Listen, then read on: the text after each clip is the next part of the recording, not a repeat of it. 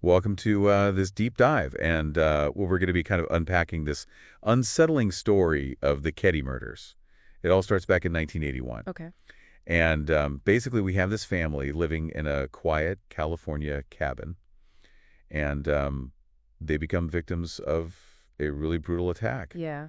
And the case is unsolved to this day. Wow. Yeah, and even more unsettling, one of the children vanished from the scene. Oh, wow. Okay. We're going to be using excerpts from the Wikipedia article on the Keddie murders as our main source material here. Okay, great. So yeah, get ready for some, some twists and turns in this one. Yeah, what I find really intriguing about this case is that you have this, peaceful setting, this cabin in the woods, Right. but then such a brutal crime. Yeah. So it's a real puzzle, and it continues to fascinate and frustrate investigators even today. Yeah. And then the missing child just adds another whole layer of, complexity on top of it. Absolutely. So before we kind of dive into all the, really nitty-gritty details, Yeah. let's set the scene a little bit. Okay.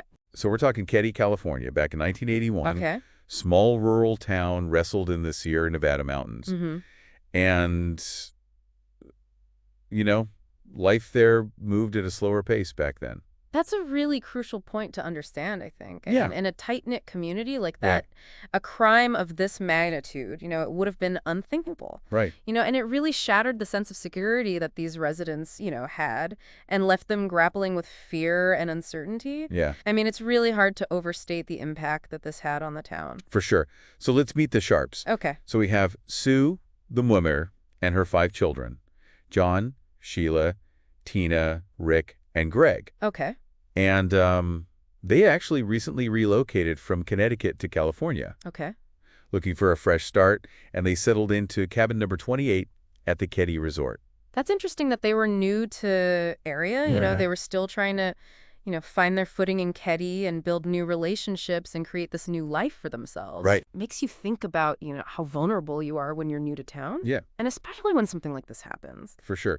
So let's go back to April 11th, the day before the tragedy. Okay. Seemed to be a pretty normal day for the Sharp family. Errands were run. John and his friend Dana Wingate were hitchhiking. Okay. And Sheila, the eldest daughter, she decided to spend the night at a friend's house. So just a normal day. Yeah, totally normal. Yeah. And that I think adds to the chilling nature of what was to come. Right. That's just a reminder that these horrific events, they can, kind of erupt in the midst of just totally normal everyday life. Yeah. And it just shatters any, illusion of predictability. It's that false sense of security, right? Exactly. Like, oh, everything's fine, everything's normal, and then, damn. Yeah, totally. So the story takes a really dark turn the next morning. Oh, no. Yeah, on the morning of April 12th, Sheila returns to cabin number 28 Uh-huh. and is met with just an unimaginable scene of horror. Oh, gosh. She discovers the bodies of her woman, Sue, her brother John, and his friend Dana, Wow. all brutally murdered in the living room. I mean, that's just awful. Yeah, so the brutality of the crime scene, Yeah. it is truly shocking. Yeah. Yeah, the victims were bound, stabbed and bludgeoned. Oh, my God. They found 2 knives and a hammer at the scene, Oh, wow. which just paints this gruesome picture of the violence that took place. Yeah, it's just unimaginable. And to make matters even more horrifying. Oh, no. Yeah. So Sue's 2 youngest sons, Rick and Greg, Yeah. and their friend Justin Smart, were found unharmed, Oh, wow. but in a separate bedroom. Oh, my gosh. Could you imagine being so young Oh, God. and waking up to that scene? Yeah, that's just awful. It's difficult to even comprehend the trauma that they must have endured. Yeah, absolutely. Their accounts of that night, Yeah, they're fragmented because they were so young. right. But they're really crucial pieces of the puzzle. Yeah, for sure. Their memories could hold vital clues, Yeah. even if those memories are, shrouded in this fog of trauma. Yeah, it's hard to know what's, accurate, Right. what they actually remember versus, Right.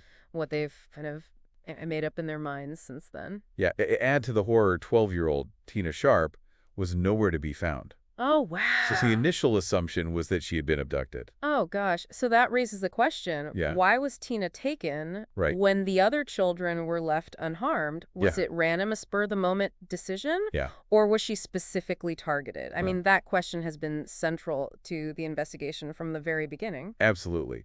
So the early stages of the investigation were a whirlwind of activity. I can imagine. The authorities were just baffled by the lack of commotion reported by neighbors. Really? Yeah, especially given the intensity of the violence of the attacks. Yeah, you think somebody would have heard something Right, with all that going on. especially in such close quarters. Yeah. And the stories from young Justin Smart, the boy who was present in the house, were understandably fragmented and conflicting. Right, yeah, because he was so young. Yeah, and to add to the mystery, there were reports of a green van, The green van. yeah, Okay. seen at the Sharps' house on the night of the murders. Hmm. So those early stages are really critical in any investigation. Yeah, for sure. They set the tone Right, and often determine, what direction the case is going to go in. right, And the lack of clear answers right from the start in the Keddie murders, yeah, that undoubtedly contributed to this enduring mystery that surrounds it. absolutely. And the mystery only deepens as time goes on. Oh, no. Yeah, so despite initial leads and suspicions swirling around neighbors, Okay. like Martin Smart, Justin's stepfather, Uh-huh.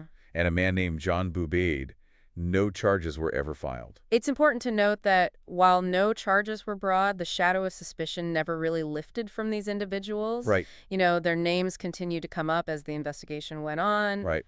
And it really added, just layers of complexity to an already really puzzling case. Yeah, It's like each new piece of information, instead of providing clarity, yeah, just muddied the waters further. right. And then in a really tragic turn of events, Oh, gosh. 3 years after the murders, Tina Sharp's remains were discovered, Oh, wow. miles away near Feather Falls. Oh, my gosh. The discovery of Tina's remains just added this heartbreaking new dimension to this already tragic case. Of course. And it also introduced new questions like, how did her remains end up so far from the cabin? Right. Was her death directly connected to the murders? Or was there a separate, equally sinister motive at play? Wow. It's just awful. Yeah, it's a question that has fueled countless theories and haunted investigators for years. I can imagine. But the discovery of Tina's remains wasn't the only development that would reignite interest in the Keddie murders. Really? Yeah, so stay tuned for part 2, where we're going to dive into that. Can't wait. As we learned in part 1, this Keddie murders case, it's just full of twists and turns. Yeah. And the mystery just intensified as time went by. Right. Remember Martin Smart, Yeah. Justin's stepfather? Mm-hmm. He was an early suspect. Right.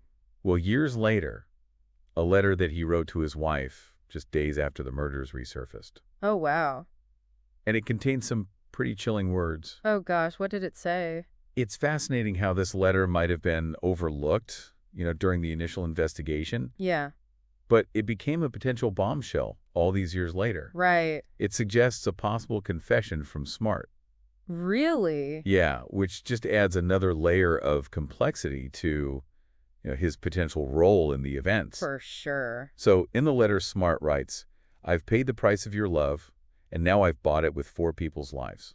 Wow, that's chilling. Right, it's like something straight out of a true crime novel. It really makes you question his state of mind at the time. Yeah. And whether his words hint at something darker than anyone, initially realized. Right. I mean, it's a really tantalizing piece of evidence, Yeah. but it also raises questions about, the context. Was this like a genuine confession? Right. Or was it, a desperate plea for attention or something else entirely? And the plot thickens even further. Oh, no. Remember that hammer that Smart Uh-huh. claimed went missing from his home around the time of the murders? Right. Well, in 2016, a hammer matching that description was discovered in a nearby pond. Wow, what are the odds? It really makes you think. Yeah. So if we connect this to, the bigger picture, it raises the question of whether this was an attempt to dispose of a key piece of evidence. Right. I mean, the location of the hammer, Yeah. the timing of its discovery, it all adds to the intrigue surrounding Smart's possible involvement. For sure. But it's also important to consider the challenges of linking this hammer definitively to the murders after so many years. Right. Degradation, contamination, and Yeah, all those factors. these are all factors that forensic investigators have to grapple with. It's true. It makes you appreciate the complexities of cold case investigations. Yeah. It's like piecing together a puzzle where some of the pieces are missing Yeah. and others have faded with time. Exactly. And you have to be incredibly meticulous and objective when you're, evaluating evidence. Yeah, Especially in a case as high profile as this one. right. Every detail matters. every potential lead has to be carefully examined. Absolute. So let's shift our focus to John Bubaid, Okay.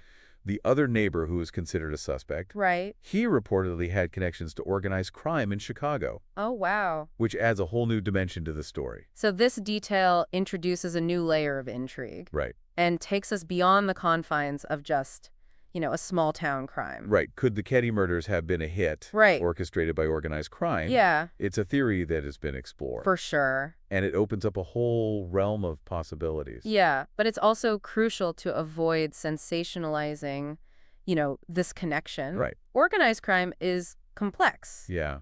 And it's important to, consider the evidence carefully Right. before jumping to conclusion. It's like we're dealing with multiple mysteries all intertwined. Right. You've got the family drama, the small town secrets, Yeah. and now a possible link to the criminal underworld. It's enough to make your head spin. Right. It's a reminder that sometimes the truth is far more intricate than we initially imagine. Right.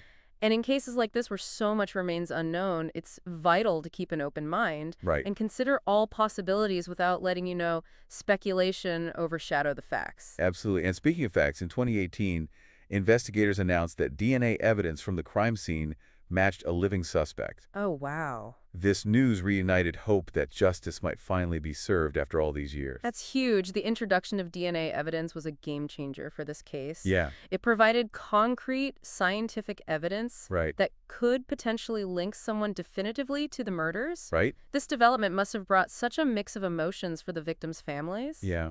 A surge of hope for resolution, but also, a painful reopening of old wounds. Right. It's a reminder that while we crave answers, the wheels of justice often turn slowly. Yeah, that's for sure. Patience is essential, and hopefully the truth will emerge in due time. It's also crucial to understand that even with DNA evidence, Yeah. solving a cold case like this is a monumental task. Right. Investigators have to piece together decades-old evidence, Right? re-interview witnesses who may have moved or whose memories have faded, Right. and navigate the legal complexities of a case that has spanned decades. Yeah. It's a testament to their dedication that they continue to pursue justice for the victims of the Keddie murders. It really is. Speaking of dedication, it's important to acknowledge the tireless efforts of those who have worked on this case over the years, Yeah. from the initial responders to the dedicated investigators Right. who refused to let it fade into obscurity. Yeah. They've faced setbacks, dead ends, Mm-hmm.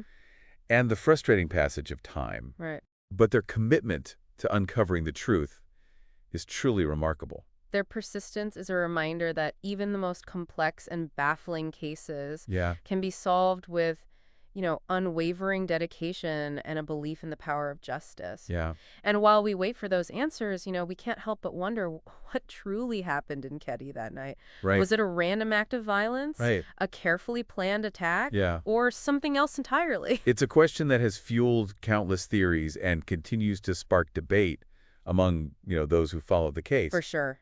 And while we may never know for certain what transpired, exploring these different possibilities helps us, grapple with the complexity of this tragedy Yeah. and appreciate the challenges faced by those seeking answers. Right.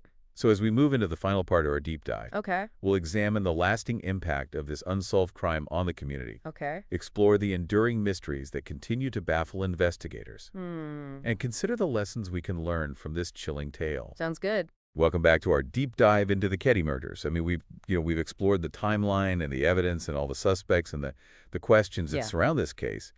It's a story that stays with you. It really does, yeah. And I think what's so striking is how this case, even after, 4 decades, continues to capture our imagination. Right. It speaks to our need to understand, Yeah. our need to find resolution, especially when we're confronted with, such a senseless act of violence. It's like a puzzle we're compelled to solve, even if some of the pieces are missing. Yeah, And it reminds us that even in these, seemingly peaceful places, darkness can lurk. right, But it's not just about the mystery itself, right? right. It's about the impact on the community. Yeah, Like the ripple effects that spread far beyond just the immediate crime scene. precisely. Yeah, the Keddie murders just shattered that sense of safety that this small town, once had. Yeah. I mean, imagine the fear and the suspicion that must have gripped the residents. Right. Every stranger. Yeah. Every unexpected noise would have taken on this whole new meaning. It's hard to fathom that psychological toll, Yeah. living with that kind of uncertainty, that lingering It fear. must have been incredibly difficult. So let's talk about some of these enduring mysteries of the Keddie murders. Okay. I mean,